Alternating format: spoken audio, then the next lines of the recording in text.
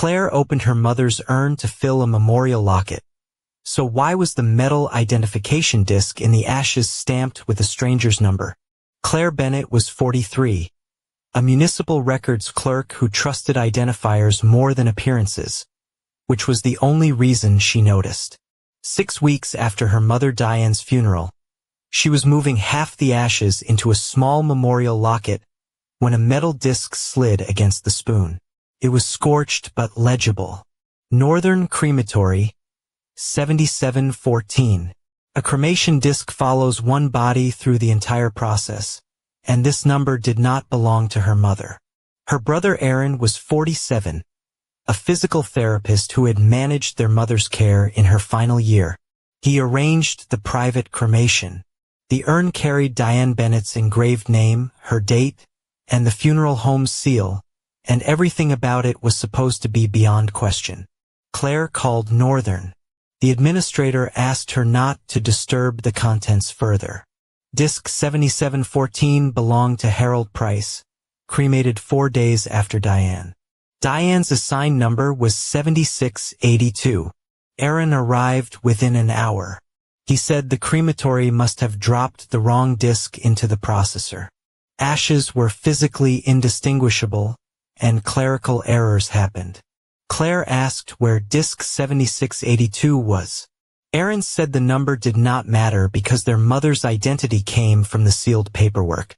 It mattered because refractory discs were designed to survive the flames and remain with each person through cooling, processing, and placement in an urn.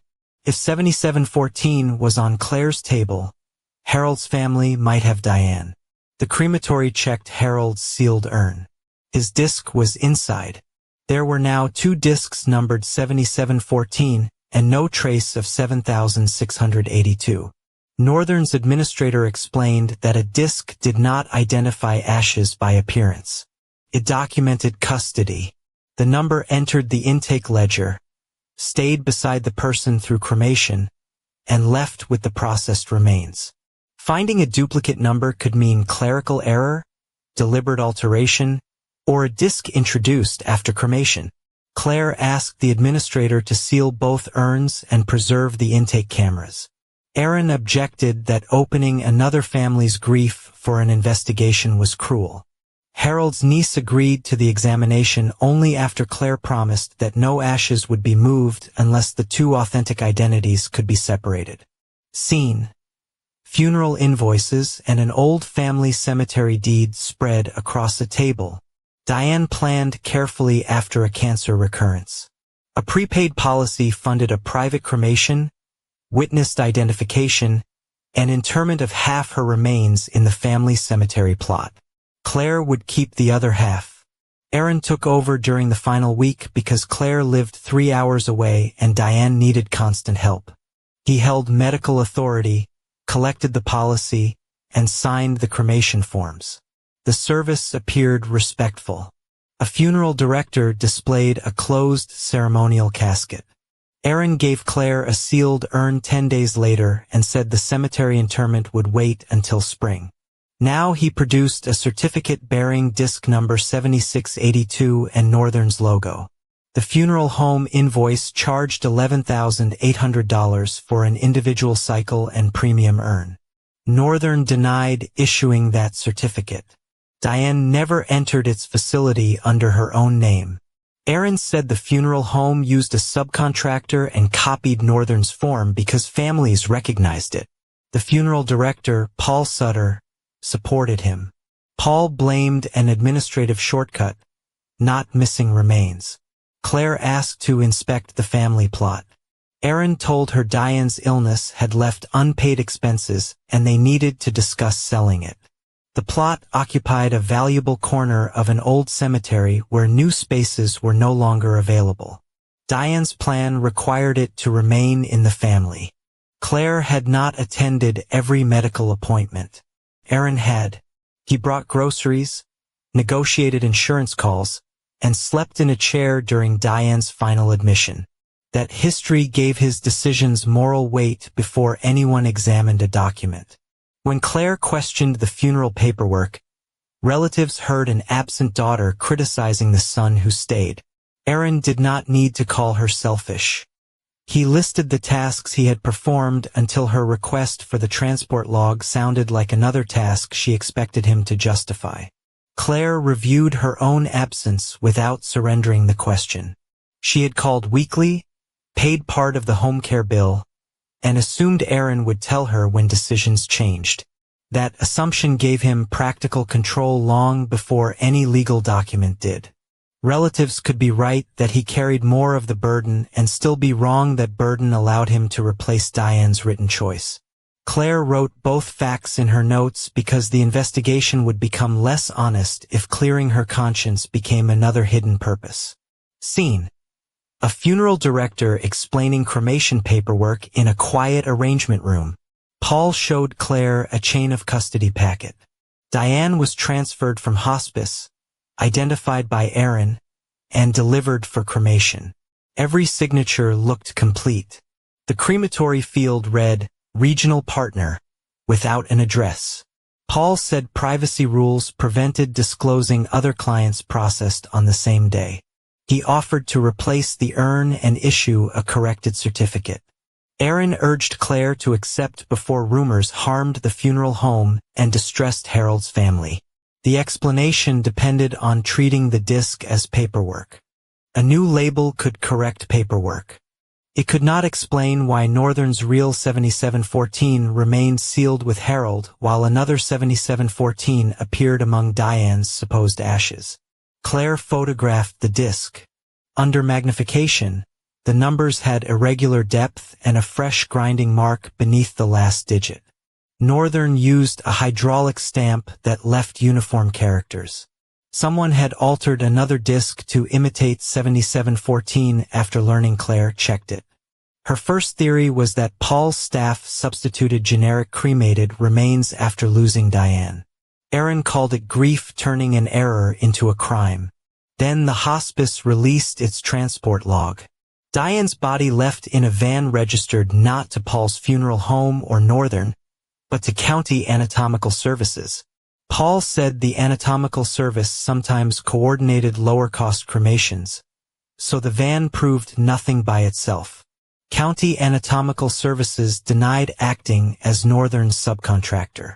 Its intake office found Diane Bennett under a donor authorization signed by Aaron 12 hours after death.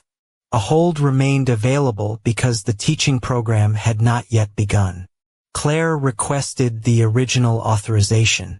The witness line carried Paul's employee number, while the family consent box stated that no written disposition directive existed.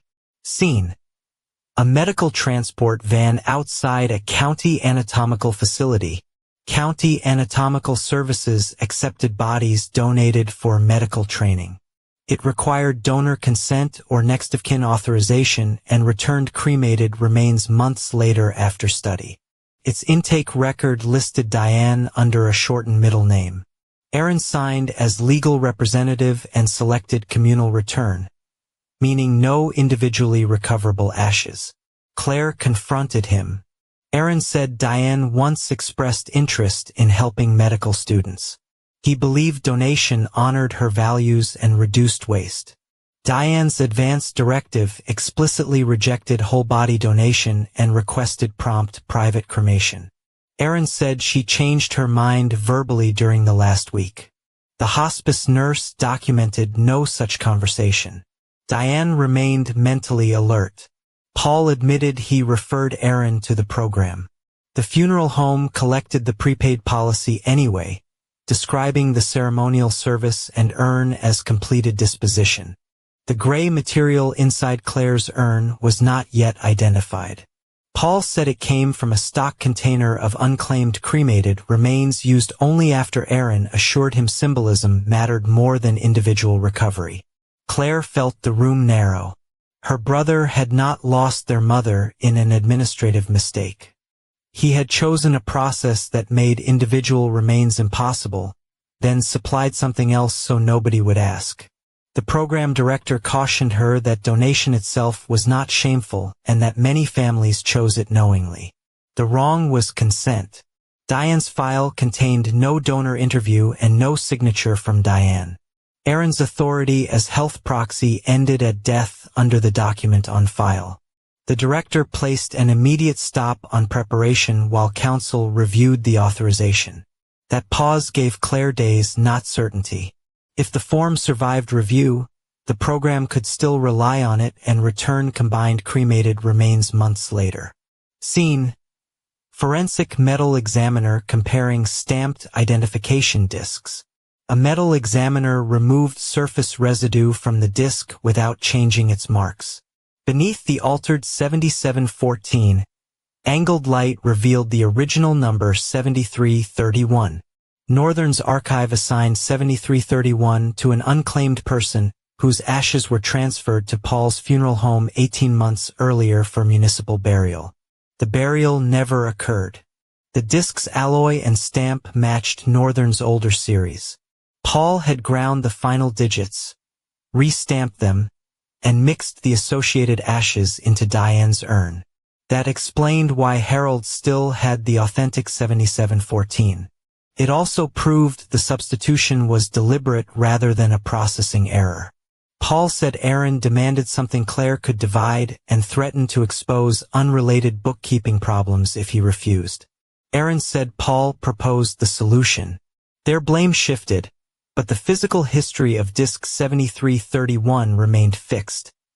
Issued to another person, stored at the funeral home, altered after Diane's service, and placed beneath her name. Claire arranged proper municipal interment for the unclaimed remains. She did not continue using them as evidence longer than necessary. The forensic report preserved the number and tool marks. Respect required returning the person behind the proof to a grave with the identity Paul had tried to grind away. A metal examiner photographed the altered disc under angled light. The final four had been restamped, but shallow curves from the original digits remained beneath them. They resolved as 7331.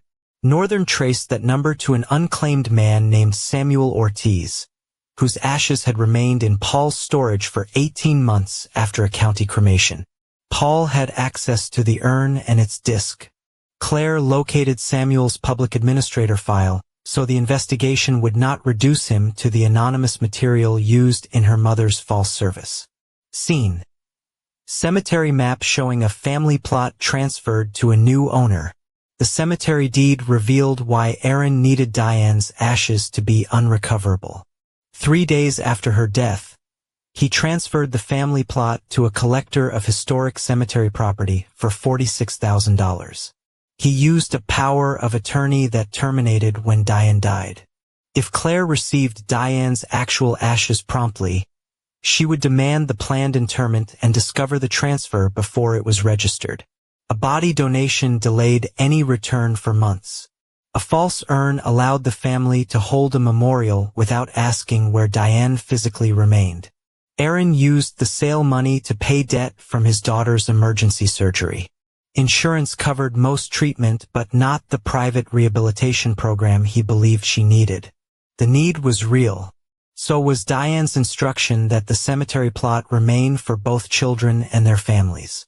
Aaron described the plot as unused land owned by dead people. He believed his living child outweighed a burial preference and intended to buy another space later. Claire might have agreed to sell if he asked. He did not ask because agreement would require time, disclosure, and the possibility of no.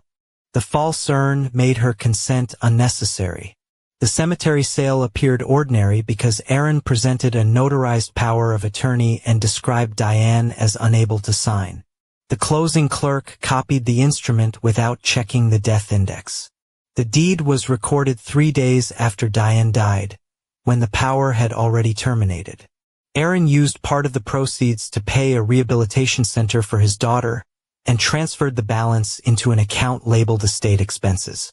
His need was visible and urgent. The invalid authority was equally visible once someone placed the dates beside each other. The plot buyer had already paid for grading and a new marker. He believed Aaron held valid authority and had scheduled his own wife's burial there. Voiding the deed therefore harmed another family that had done nothing wrong. The cemetery found a comparable plot and absorbed the transfer costs after its clerk admitted skipping the death check. Claire did not demand the buyer lose the place. Restoring Diane's choice required separating Aaron's fraud from the innocent reliance that made unwinding it difficult. Scene: prepaid funeral policy compared with a body donation invoice. The prepaid policy paid Paul's funeral home directly. Private cremation accounted for $4,900. The anatomical program charged nothing and covered transport. Paul kept the difference and issued a certificate copied from Northern. Aaron received a separate family assistance payment of $7,500 from the funeral home's business account.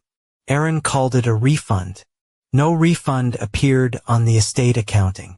Bank records showed he used part for his daughter's rehabilitation and part to cure overdue mortgage payments. The plot proceeds remained in his personal account. Paul's records exposed similar substitutions in two unrelated cases involving families who chose not to witness cremation. Those investigations expanded beyond Diane.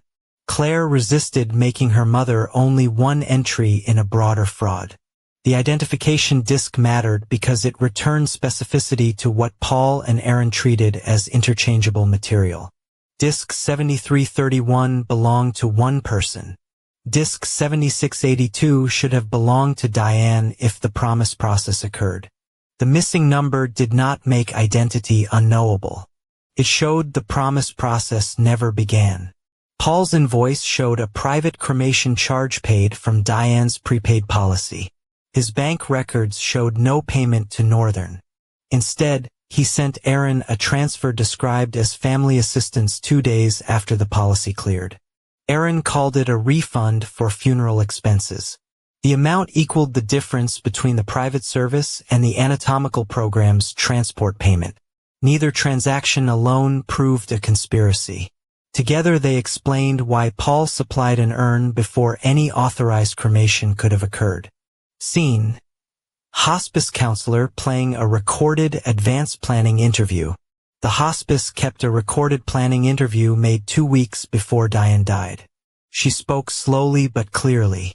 She wanted private cremation because uncertainty about remains frightened Claire. She wanted half interred beside her parents and half given to her daughter. She did not want body donation because the delayed return would burden both children. Aaron had attended the first minutes, then left for a phone call. He later claimed Diane changed her mind after the recording. The nurse's daily capacity notes showed no disposition discussion. Diane repeatedly asked whether Aaron had confirmed the cemetery date. Claire listened to her mother plan for her fear and felt anger mixed with embarrassment. Diane had anticipated exactly what Claire would need, and Claire had allowed the sealed urn to end her questions because questioning Aaron felt ungrateful. The recording established intent. The disc, transport log, and anatomical intake established conduct. Together they removed Aaron's final defense that he had interpreted an informal wish better than a document. The hospice recording was a routine planning interview, not a dramatic final declaration. Diane spoke slowly, asked twice for dates, and corrected the nurse when she confused burial with interment. She said medical donation had value but did not want her children waiting for uncertain remains. She selected prompt cremation and the family plot. Daily notes over the next week recorded the same request. Aaron had not encountered one contradictory moment at the bedside. He had created one after death because his plan needed a choice only he had heard. Scene: anatomical facility archive with numbered intake tags and sealed records. County Anatomical Services confirmed Diane remained in an individual study program for another 6 weeks. Although Aaron selected communal return, the facility had not yet combined remains. Its internal identification tag preserved Diane's identity. The program agreed to withdraw her from study and conduct an individual cremation under court supervision. A new refractory disc would accompany her through the process. Claire did not demand immediate transport that could compromise respectful handling. She attended the identification review and watched staff compare Diane's intake photograph, wrist tag, and records. Aaron asked to attend. Claire refused until Diane's legal representative reviewed his role.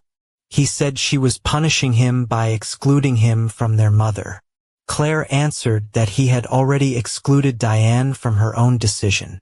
The recovery did not erase weeks of unauthorized use. It did prevent the identity from disappearing into communal processing. The disk inside the false urn exposed the switch before that deadline passed. County Council initially argued that stopping preparation would disrupt scheduled teaching, and that Aaron's form appeared valid when accepted. Claire did not accuse staff of knowingly taking the wrong person. She provided the expired proxy, Diane's directive, hospice recording, and the false cremation invoice. The program's ethics officer reviewed the complete sequence and released Diane to an independent funeral provider. That decision came from correcting the record before irreversible commingling, not from treating anatomical donation or the people who chose it as less dignified. Scene: siblings seated in a cemetery office beside the canceled plot transfer. The cemetery buyer agreed to reverse the transfer after learning Aaron lacked authority. He demanded reimbursement and legal costs. Aaron offered Claire the remaining sale money if she described the donation as a family misunderstanding. He feared prosecution would end his employment and his daughter's rehabilitation. Claire offered to contribute directly to the child's care and support a structured debt plan. She would not validate the false urn or hide the plot sale. Aaron accused her of protecting ashes over a living niece. Claire placed Diane's recorded instruction on the table. "This was not a choice between them," she said. "You made it one because you wanted the answer without asking." Aaron had treated grief, funeral customs, and even identity as flexible when compared with medical need. Claire understood the panic beneath that judgment. She also understood how quickly noble urgency became permission to use another person's body, money, and name. She left the cemetery transfer for the court to unwind. Aaron asked Claire to withdraw the complaint against him if Paul accepted responsibility. He showed her invoices from his daughter's treatment and messages warning that discharge would occur without payment. Claire offered to pay the provider directly with help from relatives. Aaron said that would expose what he had hidden and make his daughter believe her recovery destroyed the family. Claire answered that secrecy had already assigned that burden to Diane and Samuel. Help could continue. The false documents could not. Scene: hearing table with altered disc 7331 and Diane's intake tag. At the hearing, Paul presented the engraved urn, ceremonial invoice, and Aaron's authorization. The medical examiner projected the altered disc. Under the recut 7714, lay 7331. Northern's ledger identified the unclaimed person whose ashes Paul used. The hospice transport log led to county anatomical services. Its intake record showed Aaron selected communal return despite Diane's directive. The cemetery deed proved he sold the planned interment space after her death. The policy records documented private cremation charges for a free donation transfer. Bank payments connected Paul and Aaron. Aaron said he intended to restore the plot and tell Claire after his daughter recovered. Diane's recorded interview answered the claim that he honored her values. The court removed Aaron as a state representative, froze remaining proceeds, and voided the plot transfer. Paul lost his funeral license pending broader investigation. Both faced fraud and abuse of authorization charges. The altered disc did not identify Diane. It proved that someone else's identity had been sacrificed to imitate hers. At the civil hearing, the examiner presented both discs without displaying any remains. Northern's ledger established Harold's authentic 7714. Tool marks recovered Samuel's 7331 beneath the altered copy. Diane's unused 7682 remained in Northern's inventory because no cremation occurred there.